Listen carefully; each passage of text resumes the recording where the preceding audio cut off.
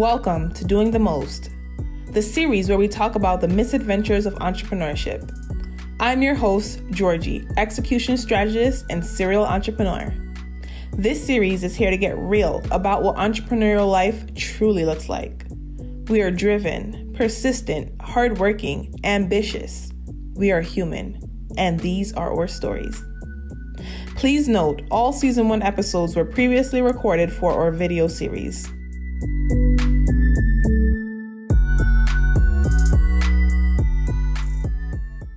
Welcome back to Doing the Most, the misadventures of entrepreneurship. Today we have Malcolm Paul, which has been a good friend of mine for the last couple of years. We actually met in college when we were trying to enter the IBM Watson competition at Baruch.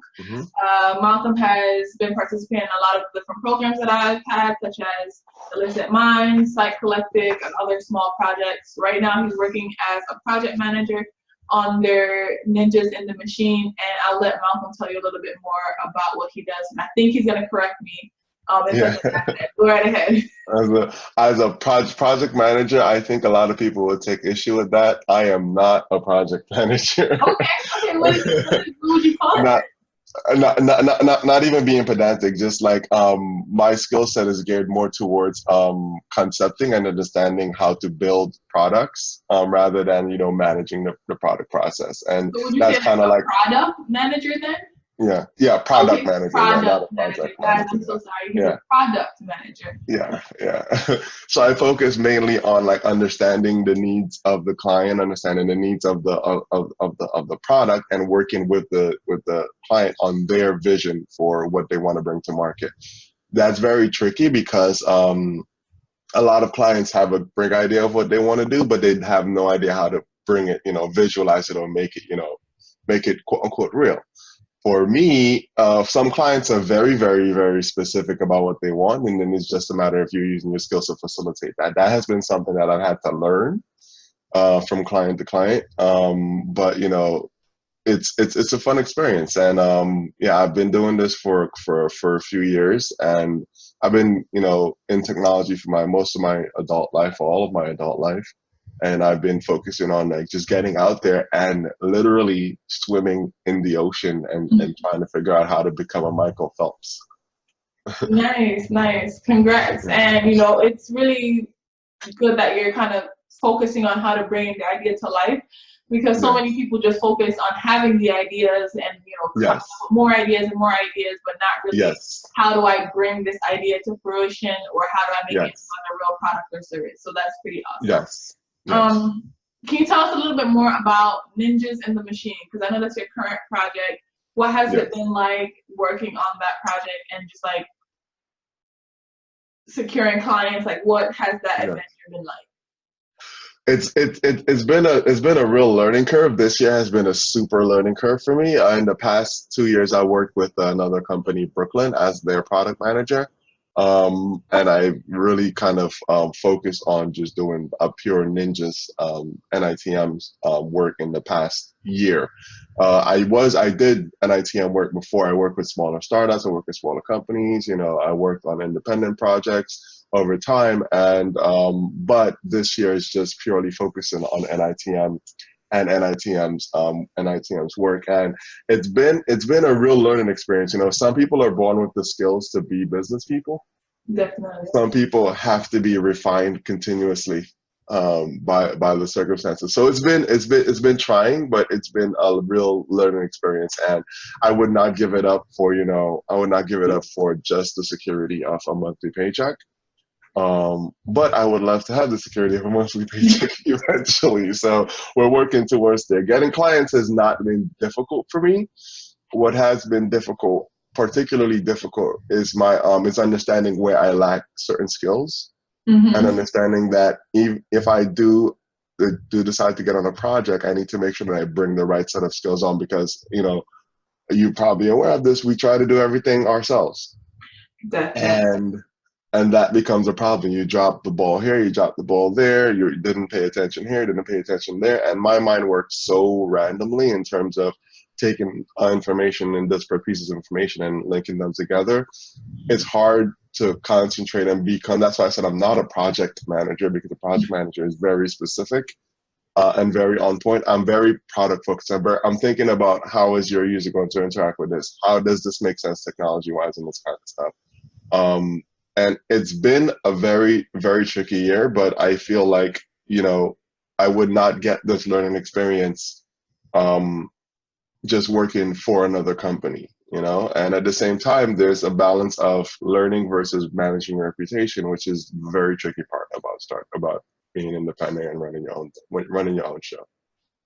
Yeah, 100%. So you were talking a little bit about kind of that mentality of, actually, let's take it a step back. You mentioned, you know, you want to get a steady paycheck, and you know, in order to start NITM, you quit your job. I know you're working on it a little bit while you were working at your job, but can you tell us a little bit more about that journey of quitting your job? Because I know you had like a really good job and it paid really well, but you just weren't feeling like you were meeting your potential, and just like the paycheck wasn't equaling like your happiness. Could you talk a little bit more about that and like what made you take the leap to officially quit the job and like move on?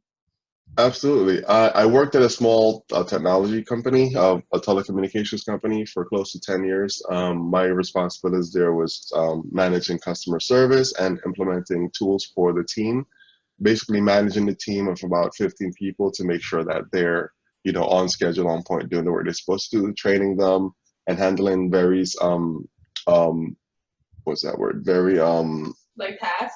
Intricate technical issues, tasks, yeah, stuff like that. So I think about 3 or 4 years in, I realized that I was restless because there's a certain level of technical knowledge that you get while working for someone else versus on your own, because, you know, you learn what's needed for the job and then you move on to, you know, trying to do greater things, or not greater things, but more challenging things. And I was diagnosing network issues with Google, with Verizon, then communicating that to the client, providing detailed resolution, all this stuff, and then writing a documentation on how to handle those types of issues. And it was fun, but I felt there was something more that I could do with the company. So, you know, I went into, I started to go back to school, and then I went to BMCC in Baruch, and that we met at Baruch. And you know, part of the reason for quitting the job was that I realized it was a glass, and the paycheck was good. Listen, all my bills were on auto pay. I had a 99.9% on-time bill pay rate with that job. And my rent was unpaid. I was stacking money in my bank account. It was not a problem. I was taking vacation. But I felt like this was not something that would like suffice in like 10 years. Like, you know, in 10 years, would I still be happy with it? And it turned out that the answer to that was no. And I needed to step out and, you know, find myself. So, and originally I wanted to quit when I was like 24, 25, because I started that job when I was like 20, 21. I wanted to quit when I was like 24, 25, but my VP stopped me and he said, listen, you have a great opportunity here. Go back to school, do what you got. And I said, okay. So I started going back to school, and then I finished school, and then as soon as I was finished with school, I quit. But in the meantime, between starting school and finishing school, I still did try to like provide like opportunities for the company to grow. So let's revision how the business is. Let's revision how we communicate the clients. Let's revision how we sell the product. Let's split the product. Let's do this. Let's provide these types of services. And unfortunately didn't pan out. So that kind of pushed me even further. So as soon as I was done with school, like I had given them a year's notice because I had to train my replacement. And then I left. And it was really less of a economic need to leave versus more of like a personal need to leave. Definitely. Yeah. And so I left, and you know, it was a couple of months I was off. I was literally doing not much besides just learning and still learning new code, learning new technology, learning new paradigms, learning new theories, that kind of stuff. And then I started working with Brooklyn, and you introduced me to Brooklyn, which is always, it's a small world. You introduced me to Brooklyn, and I work with Brooklyn I'm still working with Brooklyn depending on the project that's needed. And we have been doing that. I did that for about 2 or so years, and then like in the beginning of this year, I had to like focus on my stuff because, again, there's a certain ceiling that you hit, and you know, you really don't understand how difficult it is and how much it requires that you like get your ducks in a row. until you get out there. And I'm glad that I did get out there. There's been a few stumbling blocks so far, which has been pretty painful, but they're important. They're important. Yeah, like learning pains, Yeah. growing pains.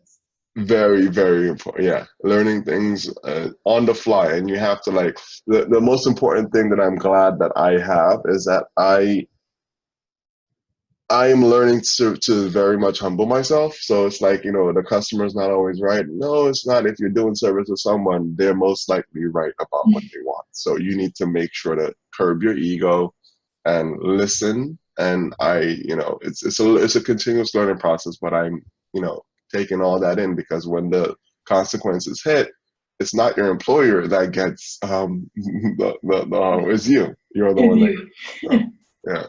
Yeah, definitely. And let's talk a little bit more about, you said, being kind of at first like the person that has to, to do everything, and then now delegating a bit more to other folks. Do you hire like freelancers or contractors, or do you have like a team that you can say, okay, this part of the task I'm going to give to someone that is specialized in, so that way when I'm communicating with the client, I know I'm not the best at this. I'm not going to try to overwhelm myself and be the best at this. Do you have something like that, or are you working on building out a system like that? So that's exactly what I'm working on doing right now. Is one of my biggest pain points is client communication. I have a very direct way of speaking, which is not always comfortable for a lot of clients. And it, combine that with my propensity to think of multiple things at once. It's helpful in certain situations, but not in that. So I've learned that I need to bring on someone who's able to do client communication much better than I, and that's one part where I'm starting to delegate. In terms of some of the actual work that needs to be done, I'm delegating a little bit more of that work while still doing some core work. I'm delegating some more of that work to others, and I'm working on building the team to make sure that one of my biggest issues is reliability. So making sure that the people that I do get, I can count on, and that I don't have to pull a 4 a.m. to get a project completed. I think I've done enough of that. Yeah, that is definitely key. You don't want to be having to kind of like extra now, having to micromanage too much, because you want to be able to have the freedom to then kind of build a product, but also having secure people on the team is very important. And that's so tough to do. That is so tough to do, because trusting yourself to do it is fine, but there's only so many hours in the day, and then that estimate you gave might become much longer because you're trying to do everything. Then you have more than one project to handle. It becomes a problem. So you have to work with people that you can genuinely and legitimately trust to be able to deliver what they say they're going to deliver. And it's becoming a little bit tricky, because you also have to like adjust relationships, because some relationships are cool as friendships, but when it comes to business, they become more problematic. Definitely. And I want to just repeat that, what he just said, to you guys out there listening. Not because they make good friends or family members means that they make good business partners and or employees. And sometimes they actually, because of the previous personal relationship, they become horrible employees, because they, like, oh, she's cool or he's cool, he won't mind if I do this tomorrow. But at the end of the day, you have a dependency on you. So be careful when you're hiring, especially. I think your hiring process for family and friends should definitely be a lot harder, like challenge the heck out of them, because they have to know when, friendship knob turns down a little bit and like need to work. Business knob. Yeah, exactly. And that's the tricky part. It's like going into business with people that, because why not go into business with a friend? You guys get along. Exactly. And then, deadlines come and your friend is like, well, I have a family issue, I have a this, I have a that. And you're like, okay, but you can't go to the client and say, well, this, that is happening. You might give if something serious comes up, you might communicate it to the client, but you can't say, well, my friend who's working as my that is not able to assist, or you can't do that. So, but that's a paradigm shift that is very tricky to actualize. So you have to really, really, really focus on not just about cronyism and not about nepotism, and more on like, who is the right person that I can afford for this job, that's going to be on time, on point and reliable. Yes, 100%. And Yeah. you know, don't get me wrong. Like I would, like you said, you already have the relationship with the person, so sometimes it feels like the right fit. Yeah. And I personally, you know, when I see like friends or family or colleagues have products or services, I try to, you know, hire them and use them. Or you know, in the job that I see that they could be a good fit for, I would try to hire them into that position. But again, you have to just really think about it holistically, not just the relationship that you have with the work that you'll put in. And another question I want to ask is something that you touched upon earlier in regards to the client is almost, you know, the client's always right, the customer's always right. And you're mentioning that you would suggest certain enhancements, and like the client's like, no, this is what I want, or you know, you try to go above and beyond. Could you talk a little bit more about that? Because I think oftentimes we make that mistake, especially in development field. So I've made that mistake as like a web designer, like, oh, you know, this would look really, really nice, this would look great. And you go and the person wants to look like, have a website that looks like 2005, and I'm like, no, it needs to be responsive and fancy. So could you talk a little bit more about like that experience and just like allowing the client to be right? Yeah, and so it's a tricky situation. You really have to become more of a reader of a person. I had a project where I started off with a client working on things and doing the kind of the wireframe, because it was a planning project, so doing the wireframes for that project. And you know, you have to be dynamic, but you also have to communicate, you know, about what it is that you're doing. So in this case, the client knew exactly what they wanted, and they started to do the things that they wanted. So you can be comfortable in that, but you also have to make sure to communicate that, you know, what you would recommend in those situations. So there's a situation where you have a client who knows what they want, and you're just there to facilitate them and then do it according to what they like. There's another situation where the client has no idea what they want, and it's your responsibility to creatively come up with a solution. I feel like that's the more difficult one, because unless you properly research and scope for the client, or scope the client's needs, or understand the client's needs, then it becomes a problem to actually deliver what they really want. Because you might do something and it might look good from your perspective, but the client says, nope, don't like it. And so now you're wasting time, because you're spending like 3 or 4 or 5 hours a day, whatever it is, doing this, and then the client says, nope, start from scratch. And you're, you know, so in terms of meeting the client is always right, it's more the perspective of the client the client has a good idea of what they want. Even if they're not 100% clear of it, they have a good idea of what they want.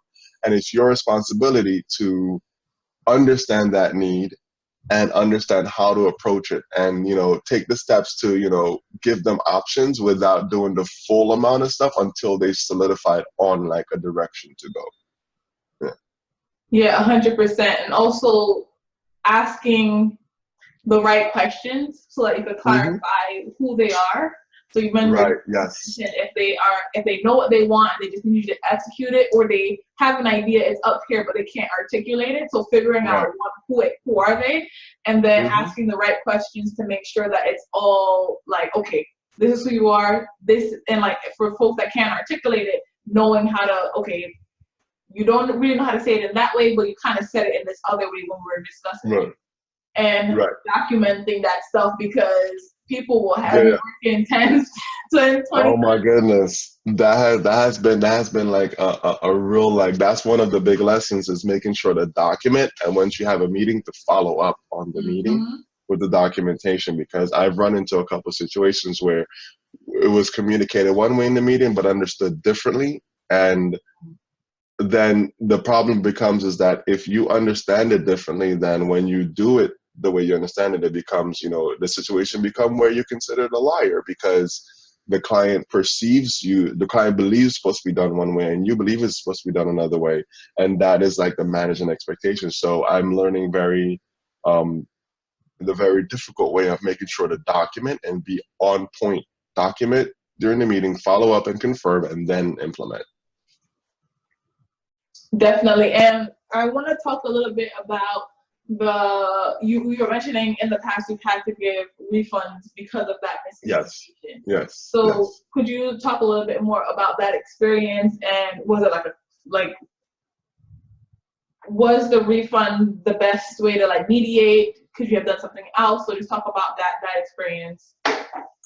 Yeah. So the project that I had to give a refund on was due to again, the communication, and that's why communication is very important. It's communication, it is the documentation, and then following up to make sure we're on the same page thing, especially if you're dealing with something that's a little bit more complex and not just, I want a landing page, just I want to build this, that makes sense a certain way. So with that situation, there was numerous tries of mediation. There was communication disconnect between myself and the client, and it's again, it's learning experience, learn to properly understand the client versus going forward and just doing what you think makes sense. And sometimes it's a bit more difficult from my side because I have to now try to understand the perspective of the client while combining that with what is actually possible at a given time. And so in that situation, it ended up being that a refund was the most appropriate solution there. We had done a certain amount of work, but a refund was just the right solution there. And when it comes to the point where you have to give a refund, you always wanted to just not go beyond just here's a refund and this contract is now cut. You don't want it to go beyond there, because then you have to now deal with other things that you do not want to deal with in your daily experience. So that experience taught me a lot of, like I said, again, the documentation, the following up, and then making sure to confirm, and understanding how you communicate with people is very important. Understanding that your communication style is X while they're Y, so you need to make sure you're able to bridge the gap. Or if you can't, you need to hire someone who's able to communicate between you and that person while you do the core things that you're supposed to do to get this project completed. So this is where the delegating comes into play, as well as making sure to properly understand and manage the expectations of the client. Yeah, that definitely does make a lot of sense. And I just want to kind of like pull it all together for the audience. Malcolm saying like the top 3 things when you're working with a client is communication, when you're working with your team, delegation, as well as documentation. So just making sure those 3 things are in check will give you a good foundation when communicating with your clients and communicating with your team to get your projects and services done.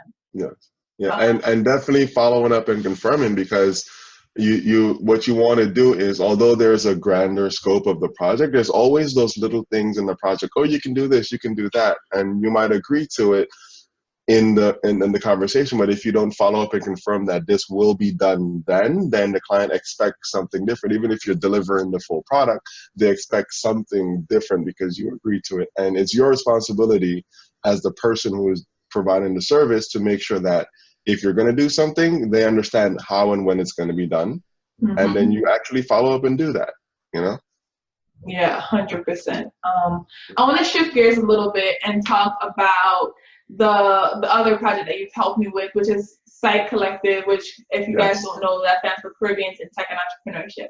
So as a Caribbean entrepreneur, what has that experience been like for you, especially when you first, quit your job and then went to entrepreneurship? How did your family and friends kind of take that?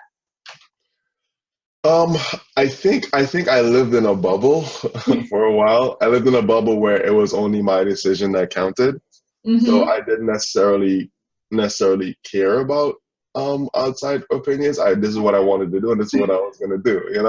It sounds weird, but it's like now I'm kind of pulling back a little bit and like listening, because that egoism and that ego trip of not caring about everyone else leaks into your professional life. So you have to, and it's, for me, it's the way I was brought up, and it's a Caribbean thing where we're brought up to be a certain way, and now we're doing business here. We have to adjust to how business is done here. So working with you on that has taught me a lot in terms of seeing how other people from the Caribbean do business here, seeing how other people from the Caribbean handle the kind of we're managing three cultures. I was talking to somebody. We're managing the Caribbean culture.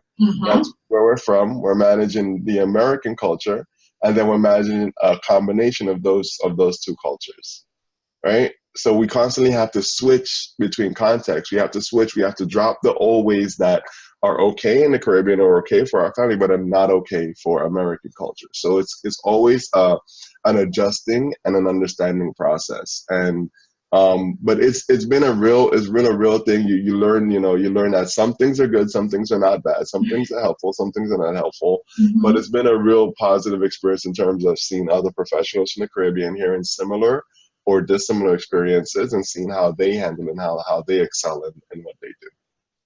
Yeah, 100%. And I think even adding like another third dimension to that, just being the American definition of Black. So like within American, yes, the Caribbean, now you gotta be like just American alone, and then you also gotta be Black, and then you also have to be Caribbean, and then you also have to be like from New York, and it's just it's a lot. It's so much to like to think. Like before, I would overthink the process, and I would like, in my interactions socially, it would come off as, uncomfortable because I'm actually trying to gauge how to be in the situation, and the tricky part is that, if you have to do that, then you're probably trying to cater more towards pleasing someone rather than just being yourself. And ultimately, to be yourself, you have to bring all of those skills together and make them a core part of who you are rather than have them as on the back burner, or I'm going to pull out this skill set. It's just, you have to make it who you are. Yeah, and I think, I don't know if it was just laziness. I think that was like one of my biggest competitive advantages, because I couldn't manage bringing, like, just figuring out, who I'm going to be right now. And I think just bringing like all the parts of me, all like the stuff that didn't even fit in, was like what gave me the competitive edge. The circumstances that I've been in, like, even at the time we met, like we were at the competition, I didn't know anyone there. I just knew it sounded cool. I'm like, oh, I'll join your team.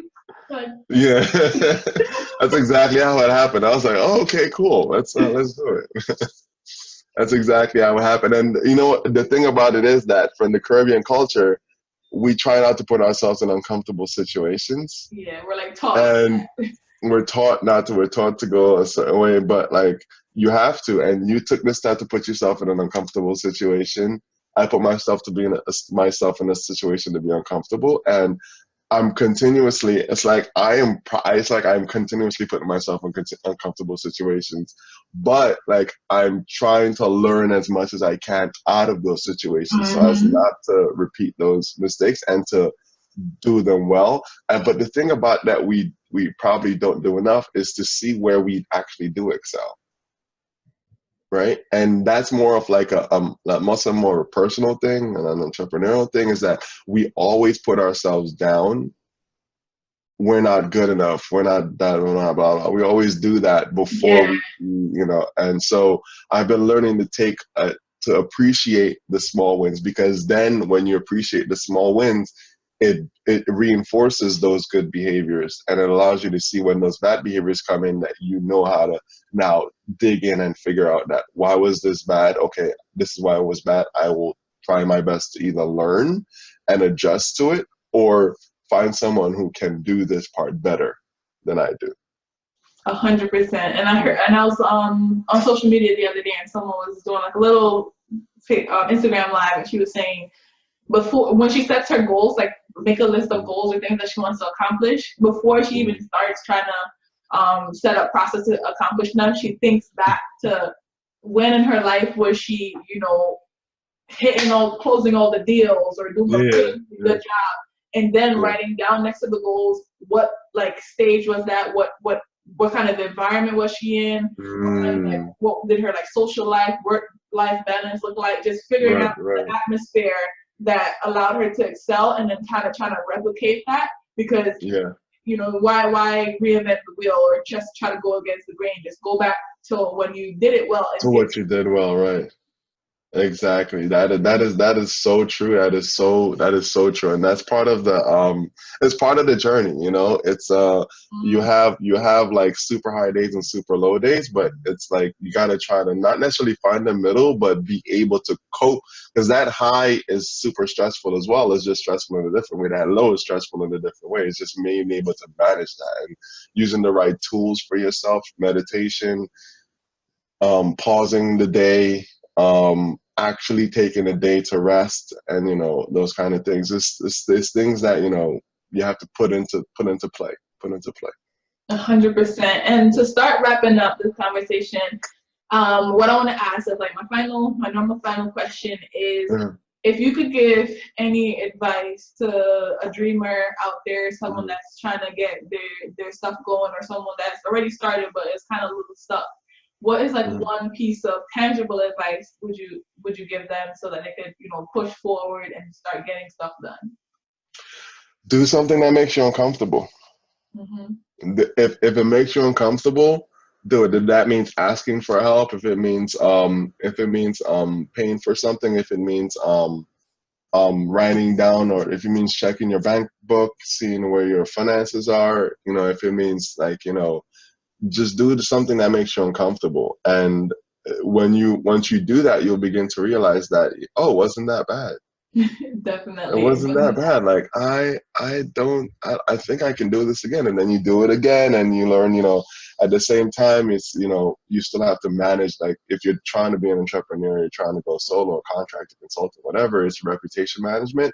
So also taking the time to, the uncomfortable part of introspection, of reflecting on your week, reflecting on the experience, not necessarily seeing where you went bad, but like we just said, seeing where you went good, and just looking at those things and learning from them. And that, I think that's helpful. It's very helpful in the short term, but it's super helpful in the long term. 100%, 100%, definitely agree with that. So go out, guys, go out there, do something uncomfortable, and that's gonna be it for this episode of Doing the Most. You can find more information about Malcolm in the comment and caption section, and how to reach him, how to work with NITM, and just what he'll be up to next. Thank you so much again, Malcolm, for participating today. You got it, Georgie. No problem, for sure.